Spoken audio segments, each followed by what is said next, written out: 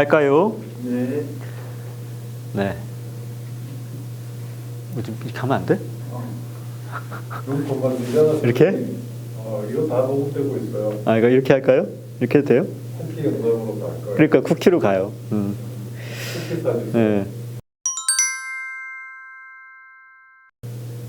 역에 대해서 이야기한다는 게 좀 막연한 부분이긴 한데요. 먼저 이제 기본적인 언어적인 개념부터 정의를 내려보자면, 우리가 역이라는 말과 주역이라는 말을 일반적으로는 별 구분 없이 사용하고 있지만 두 개 상당히 이제 다릅니다. 주역이라는 거는 실제로 주나라 시대 때 사용됐던 역의 어떤 텍스트를 지칭하는 거고요. 그것은 고정된 텍스트가 있고 우리가 익히 알고 있는 어떤 종류의 체계가 있는 것이죠. 역이라는 것은 그런 주역이라는 텍스트도 굉장히 중요한 역할을 하지만 그 이외의 역학적 사고 혹은 역으로 이루어진 어떤 세계관들을 다루는 다양한 종류의 이론 체계들이 모두 포함되는 것들을 역이라고 부르는 게 맞습니다. 그런데 사실은 크게 구분을 짓고 하지는 않죠. 우리가 역경, Book of Iching이라고 영어로 말하는 것 자체가 원래 우리가 주역이라고 알고 있는 그 텍스트를 이제 일컫는 말이고요. 예.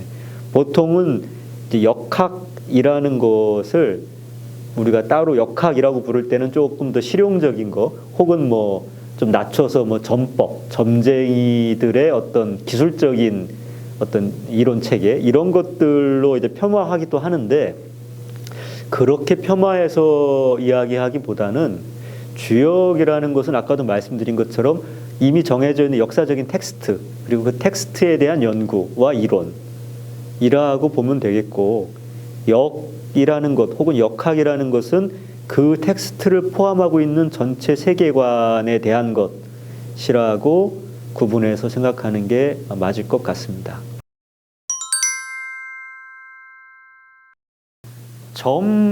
점이라는 것 때문에 그렇게 오랫동안 여기 주역이 사랑을 받아왔는데, 점이라고 하니까 이제 그것에 대해서 사람들이 많이 이제 미신의 영역 같은 것으로 생각하는 경향이 있습니다.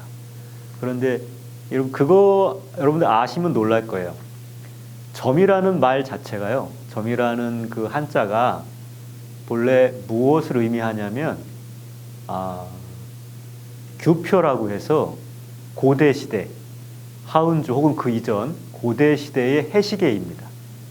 일반적인 해시계가 아니라 어느 한 나라나 문명의 중심이 되는 곳에 이제 세워져서 마치 피라미드처럼 어떤 문명의 기준이 되는 그런 큰 건축물의 역할을 하는 것인데요.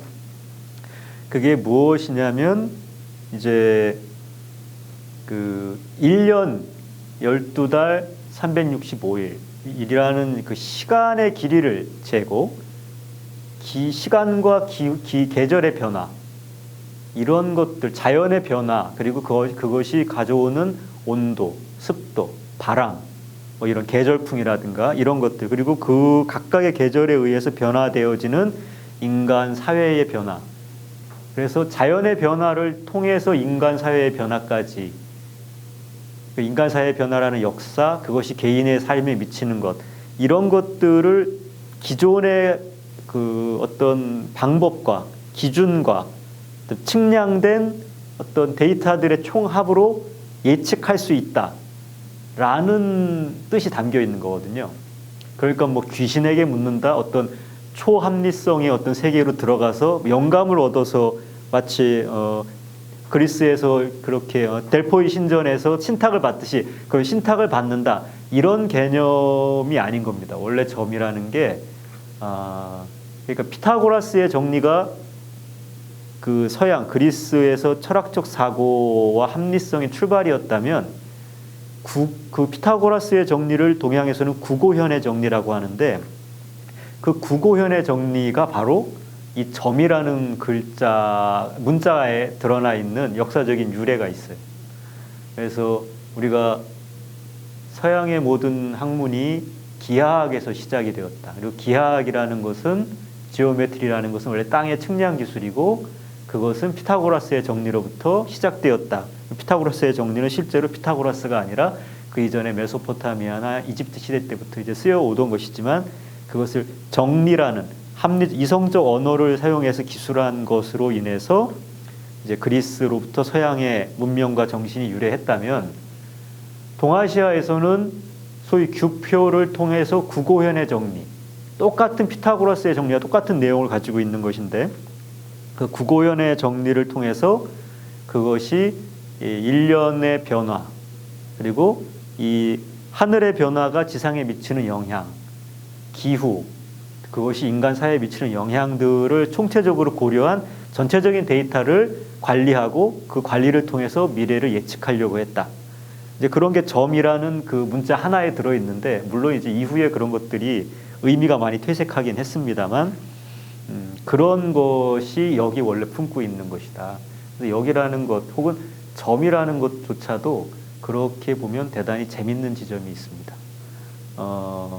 특히 이제 주역점이라는 건 보통 주역점이라는 거는 여러분들이 어디 가서 점 보러 갈 때 치는 점은 아니에요. 어디 돈 내고 점을 보러 가면 절대 주역점 치는 곳이 거의 없습니다. 주역점은 그렇게 치기에는 좀 어렵고 복잡하기도 하지만 효율성이 없어갖고 장사가 안 돼요.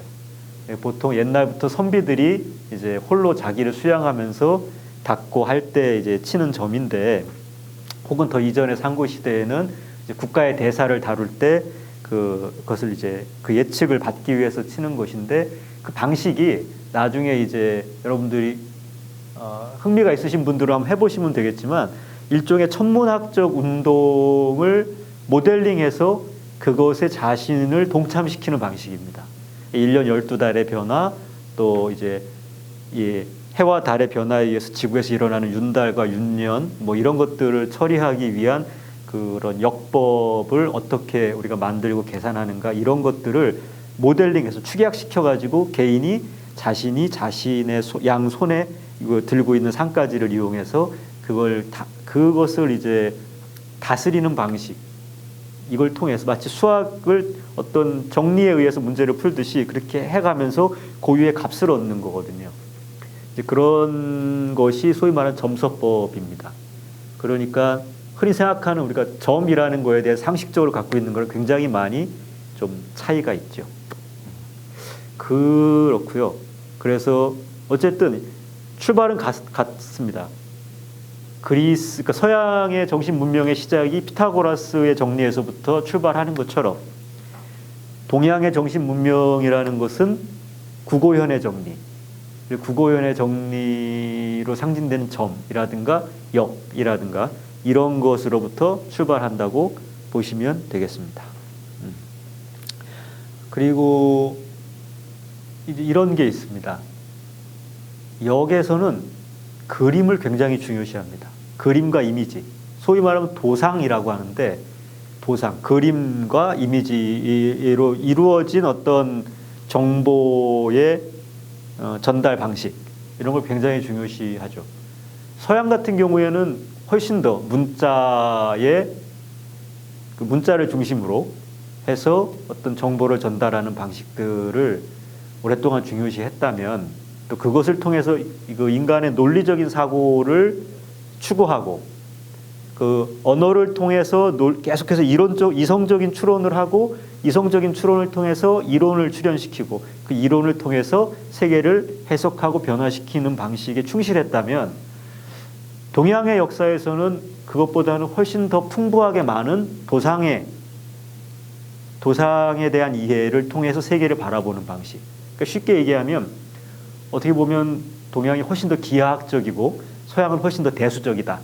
수학적으로 표현하면 뭐 그렇게 말할 수도 있겠지만, 그러니까 이성의 사유 방식이 이성적 사유의 방식이라는 건 어쨌든 기본적으로 언어를 사용해야 하는 것이기 때문에 인간이. 근데 우리가 매 순간 실제 현실에서 부딪힐 때마다 그 이성적인 언어로 풀 수 없는 난제들이 끊임없이 중첩되어 있는 세계를 살잖아요. 그런 세계를 살기 때문에 동양에서는 일찌감치 이성적인 언어로 기술되지 않는 상황들을 도상적으로 그림을 이용해서 이미지를 이용해서 함께 품으려고 했던 전통이 강하고요. 그런 것들이 역학 안에서도 굉장히 중요한 요소로 받아들여지고 오히려 그것이 더 중요한 요소로 받아들여지는 그런 측면도 있고 그런 사람들을 상수학파라고 하고 그렇지 않고 이제 서양처럼 이성과 합리주의, 이성적인 그 언어와 추론 이런 것에 좀 더 방점을 두는 학파들을 의리학파.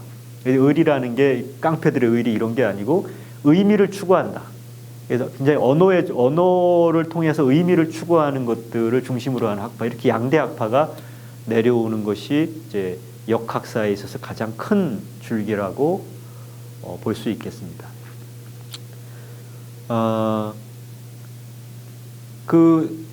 이 중에서도 현재는 역학이라는 게 현대 사회에서 그렇게 어떤 의미가 있느냐, 그게 뭐 점서로서의 이 역할을 얼마만큼 하느냐 이런 거는 좀 말하기 곤란한 지점이 있는 것 같습니다.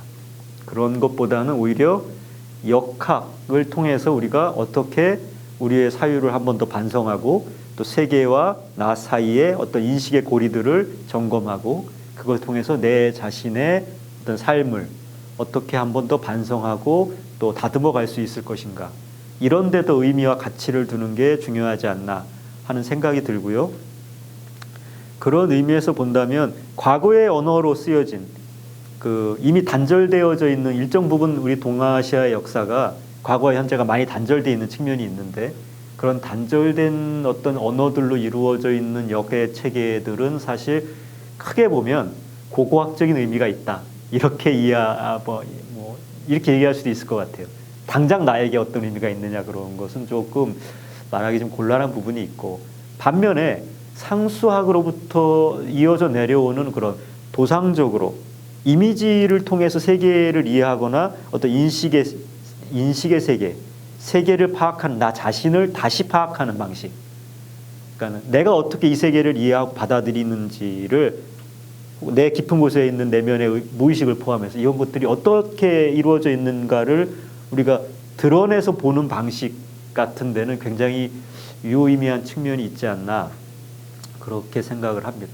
근데 물론 지금 이제 과거의 그런 상수학을 통해서 우리가 볼 수 있는 그런 여러 가지 축적된 지식들은 또 현대 사회하고 안 맞는 부분도 분명히 있습니다. 우리하고 안 맞는다는 게 틀렸다기보단 결이 안 맞는다고 할까, 우리의 인식에 우리가 살고 있는 세계가 너무 많이 바뀌었기 때문에 그런 게 오히려 약간 좀 고루해 보일 수도 있고요.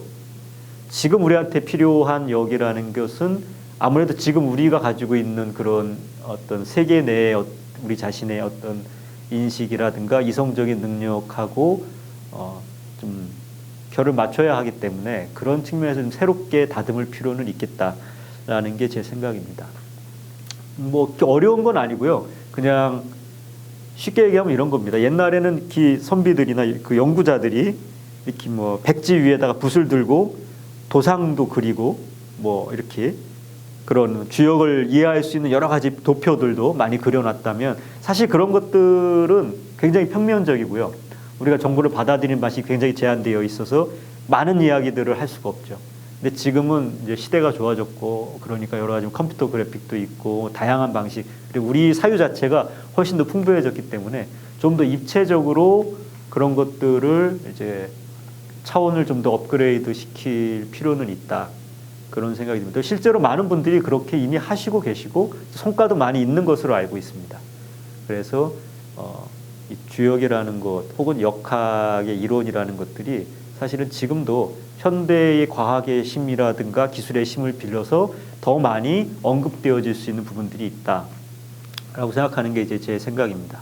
또 그런 것들이 다시 그것을 공부하는 사람 자신에게 자신을 돌아보게 하는 그러한 의미로서도 충분히 기능할 수 있다라고 생각하고 있습니다.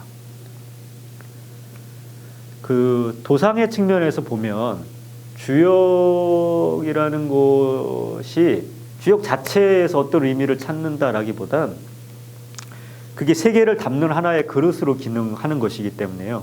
우리가 세계를 보는 관점을 주고 또 세계를 이해하는 어떻게 해석해야 되는지의 틀을 틀을 주는 그런 도구로서 굉장히 좋은 툴이다.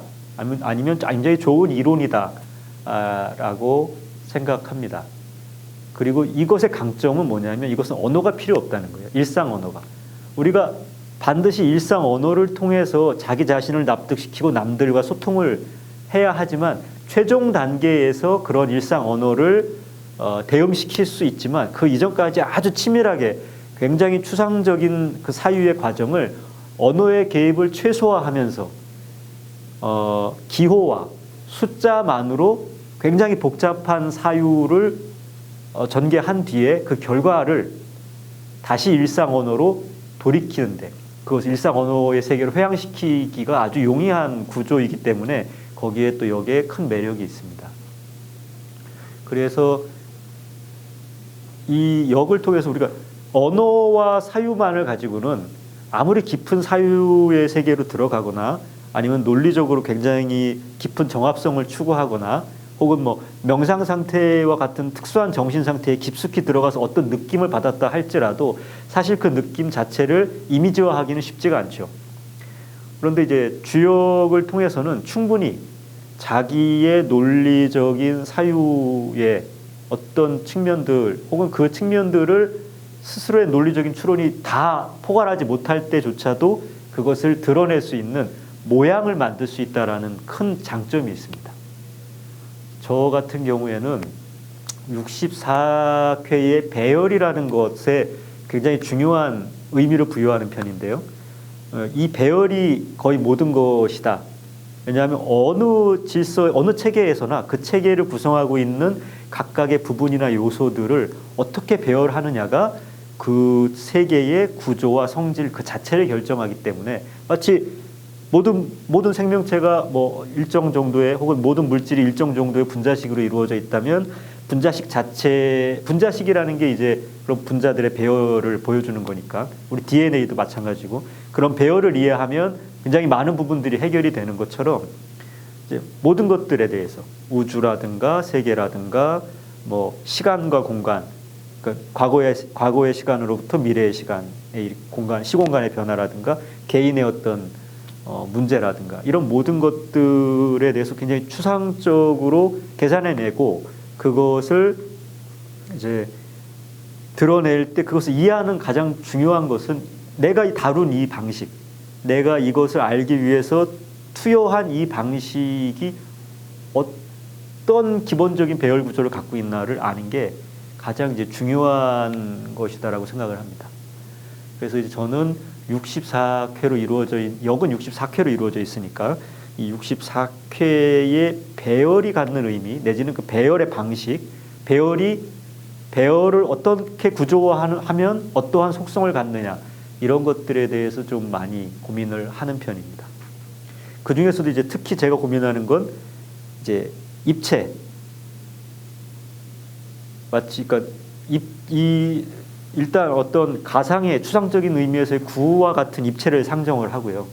이것이 우주의 모습 그리고 우리 인간의 모습 혹은 우주나 인간이라는 그런 단어를 초월한 어떤 하나의 마음이나 하나의 생명과 같은 그러한 대상이라고 생각하고 이 대상의 안에 그 각각의 모든 요소를 담는 64개가 어떻게 배열될 수 있는가, 배열이 가능한가, 배열이 가능해야만 그 구조가 성립할 수 있는 거니까요. 그래서 이런 것들을 고민을 많이 합니다. 그리고 이제 일정 정도 제가 잠정적으로 얻은 결론 중에는 그런 것이 있습니다. 64개의 배열은 하나의 3차원 공간 안에 완전히 배열할 수 없다.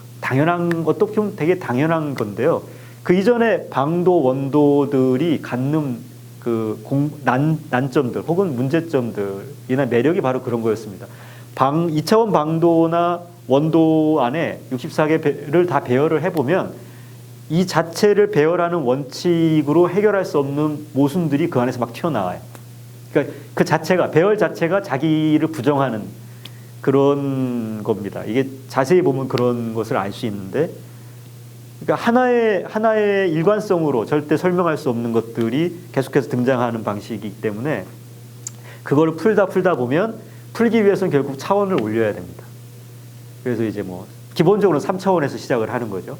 근데 3차원 안에 배열을 하려고 해도 사실 그것을 일관된 어떤 원칙으로 배열할 수가 없어요.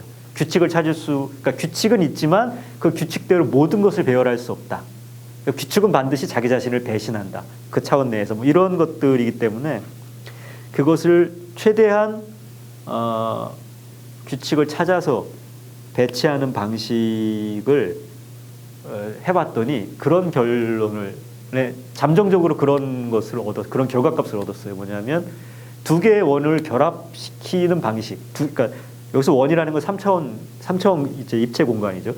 두 개의 3차원 공간이 별개의 두 개의 공간이 하나의 세계 아래서 펼쳐지는 거.